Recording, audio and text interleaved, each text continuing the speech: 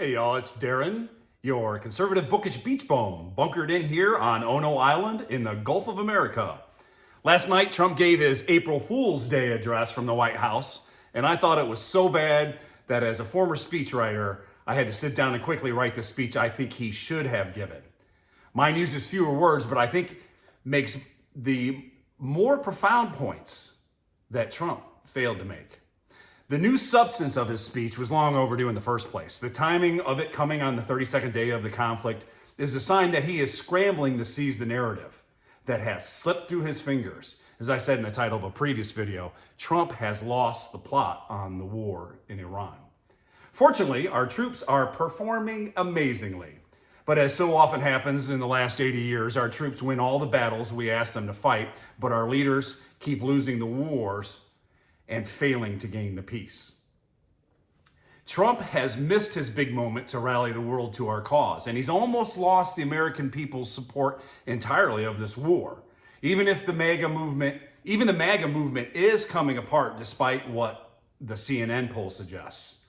When have we ever believed their polls anyways? It seems like the priority to Trump is to come out and brag about himself and what's been done, rather than actually advance the message that is crucial to the optimal outcome of this battle. He comes out and gratifies himself in front of the cameras rather than keeping a strong hold on the nub of his gist and firmly making clear the main thrust of his argument. He simply has no message discipline. His weave is so autistic that he cannot stay on track, and that's why it's so easy to drag him out into the weeds and then beat him with his own misplaced words and messages. He tells fibs when he doesn't need to. He says lots of things that are better off left unsaid and fails to make the most important points. He's his own worst enemy. To be sure, as someone who studied Iran all my life and considers this regime to be the biggest obstacle to world peace, I saluted him from the start for waging this war. It took a lot of balls to stake all of his political capital on this war that he surely knew would be unpopular. He went all in with all his chips on this war. It was the right war, and unlike the Democrats, I hope we win. If he pulls this off, it will be the greatest victory America has ever achieved in war since our first one. But if he doesn't stick the landing, it will be the biggest blunder ever. But enough about my critique. Here's what I would have said if I were president. My fellow Americans, I come before you tonight to address the people of our beloved land, of the free and the home of the brave, but also to address the people of the world, our allies, our friends, our frenemies, and our enemies. But also, most particularly, I want to speak directly to the people of Iran, who can very soon become the greatest allies we have in the Muslim world. The Iranian people are an amazing people with a rich cultural history of achievement. But today, tragically, the tyrannical theocratic regime that has ruled its people with a bloody iron fist for the last 47 years has been responsible for bringing that proud country to its ruin. It now faces its most desperate predicament in its long and storied history. Because this rotten regime has robbed the wealth of its people to sponsor evil terrorism across the globe, Iran's economy is now in shambles. Hyperinflation has ruined its currency. Its freshwater reservoirs are nearly depleted, and its entrepreneurial spirit has been decimated by the corrupt regime which siphons off the profits of their enterprise in order to maniacally pursue nuclear weapons so that they can hold the world hostage to their evil crusade against not only the Christian nations of Western civilization, but also wars of conquest against their Sunni Muslim neighbors for control of the Middle East. Anyone who's been paying attention to Iran over the last couple decades knows that this regime does not negotiate in good faith, but plays for time, lies, and cheats, and hides their nuclear and missile programs. The world was aghast when weeks ago they fired the long-range missiles, which could have reached London, because Iran for decades had insisted that they were not trying to acquire these long-range missiles. But deceit and deception are just tools of the trade for this wicked regime. They've broken every deal they've ever entered into over the course of 47 years on their maniacal crusade to possess the world's most deadly weapons and to support the world's most bloodthirsty terrorist cells. Every person on the planet will benefit greatly from the decimation and overthrow of this wicked regime. We have nearly completed the decimation of this regime and its military, but it will require the people of Iran to complete the overthrow of this regime, which savagely massacred over 40,000 protesters in January. Of Iran's roughly 92 million people, only about 1 million are loyalists to this regime. Many of the people who show up in the streets to supposedly show support for this regime are actually there because they've been blackmailed with the threat of violence upon them or their loved ones. But you can rest assured that the tens of millions that poured into the streets in protest of this regime in January knew the risks that they were taking to stand up to this regime, which has a long history of capturing and torturing and executing people who speak out against it. It's time for a government in Iran that is responsible and accountable to their people. The good people of Iran don't want their regime's murderous crusades. Indeed, the vast majority of Iranians want liberty at home and harmony and shared prosperity with the rest of the world. 70% of the population of Iran is under the age of 35, and a large portion of them have been educated at Western universities. Iran's people are smart and sophisticated and would make great friends in the future. But sadly, they have been unable to fight back against their tyrannical regime.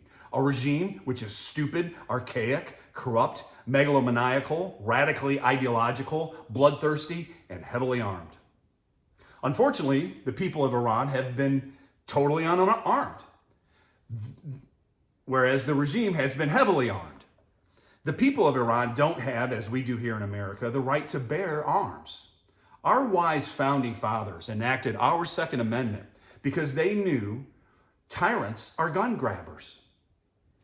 They knew that if the First Amendment, the right to free speech, didn't protect all the rights in other amendments, the Second Amendment would have to.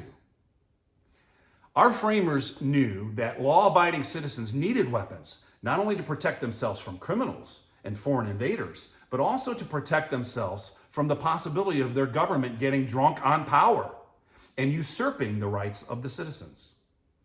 In all of the great massacres of tyrannical regimes in the 20th century, like communism and Nazism, in which the death toll of its own people reached some 200 million souls, the first thing those tyrants did was disarm their populace. On the pages of history, written in blood, is the simple truth that a people are far easier to oppress when they are unarmed and cannot fight back. Tonight, I announce that we have changed that dynamic in Iran. Thanks to years of covert operations culminating in these last 4 weeks, we have taken steps, along with the Mossad in Israel, to help organize and arm dissident groups in Iran for this very moment. The time has come for the people of Iran to take back their country and overthrow this regime. The historical moment when the good people of Iran shake off this flea-bitten regime and choose their own destiny is just around the corner. Let me take a moment also to mention another aspect of the overthrow of this regime. Iran's regime has several paramilitary wings to do its dirty work of oppressing and killing its own people. The Faraja is the central police command that runs the streets like the Gestapo or the Stasi.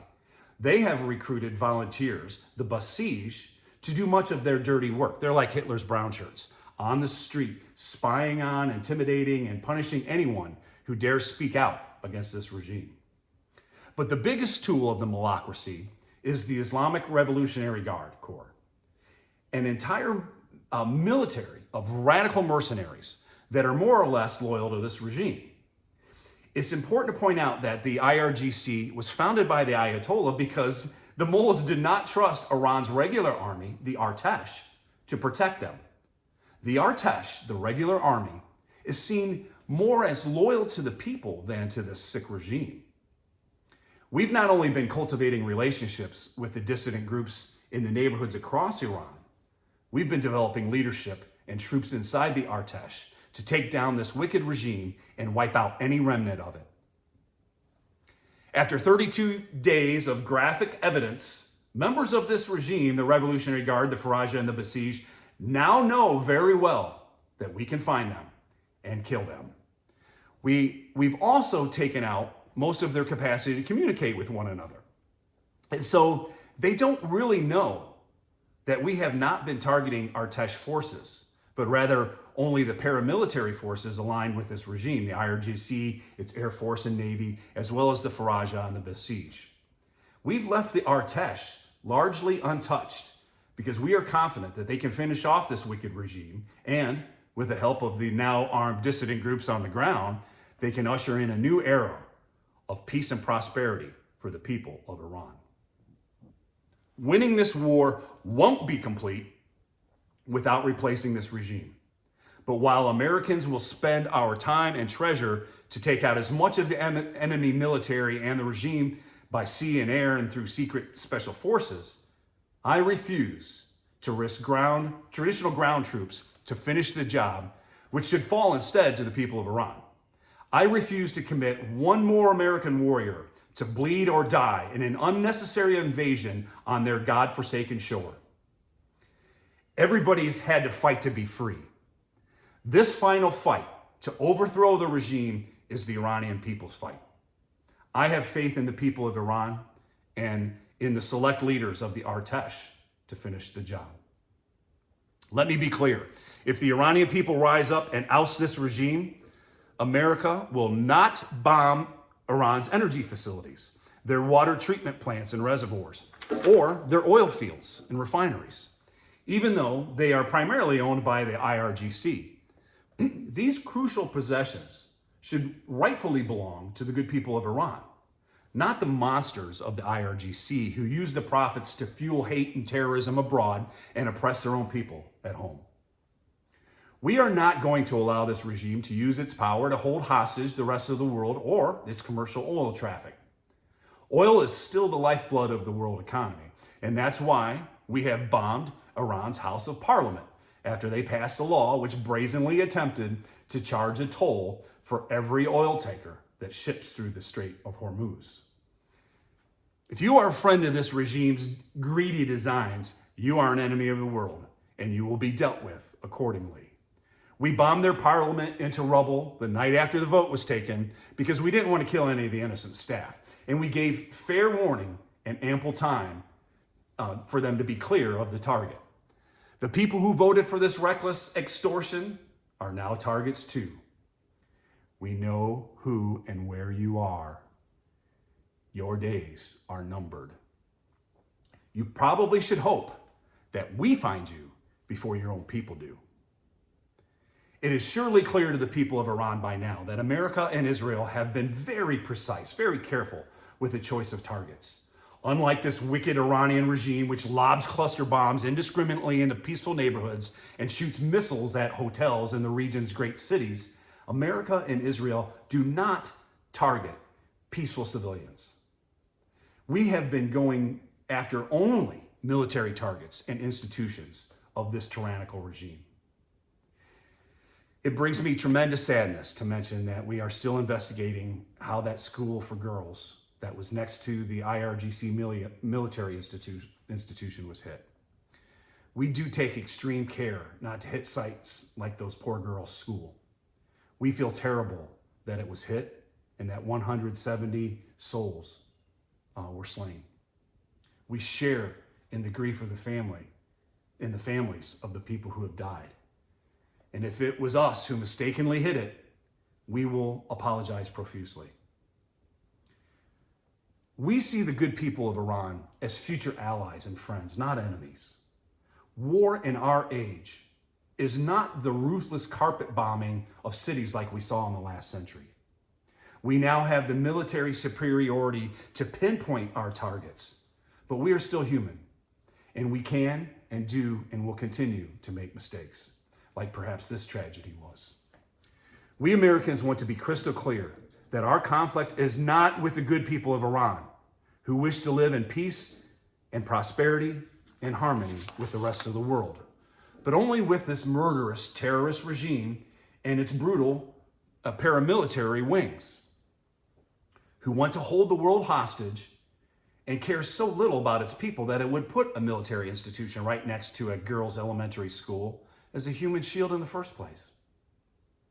So let me offer a warning and a deal to the people who find themselves on the wrong side of this war.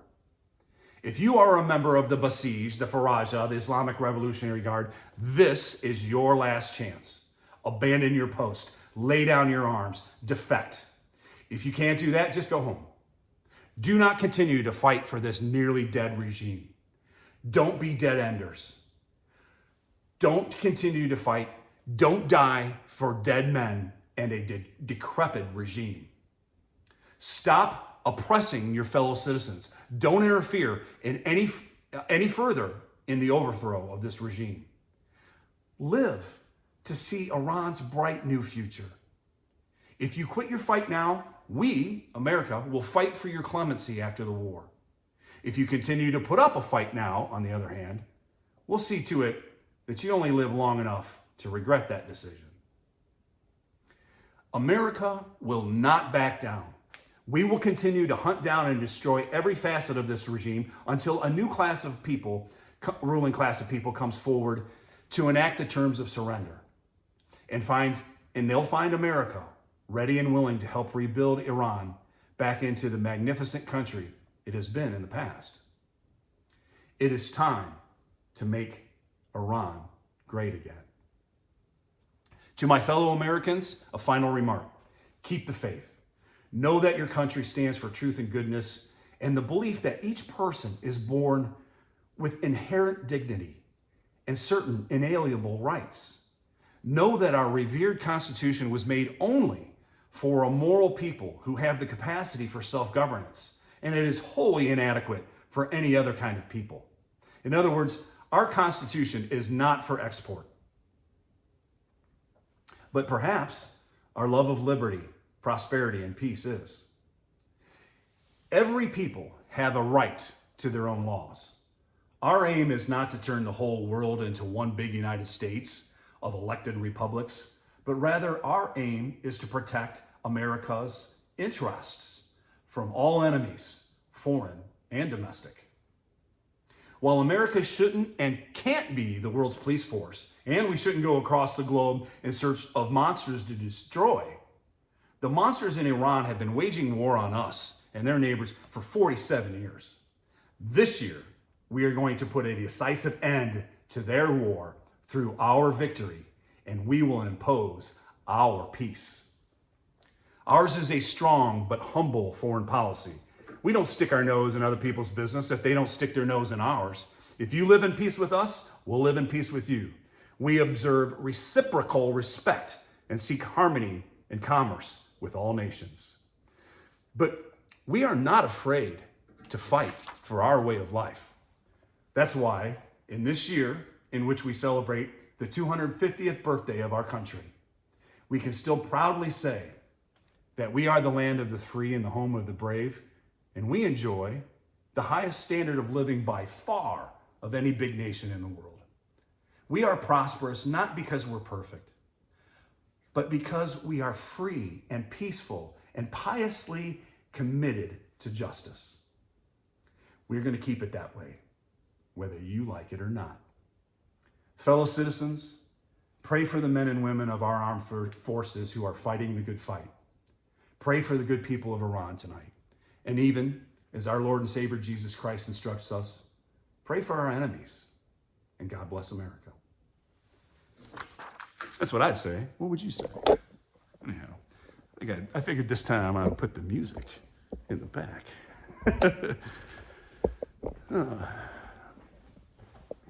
What song do you think I'm going to play? Any guesses? It's quite fitting.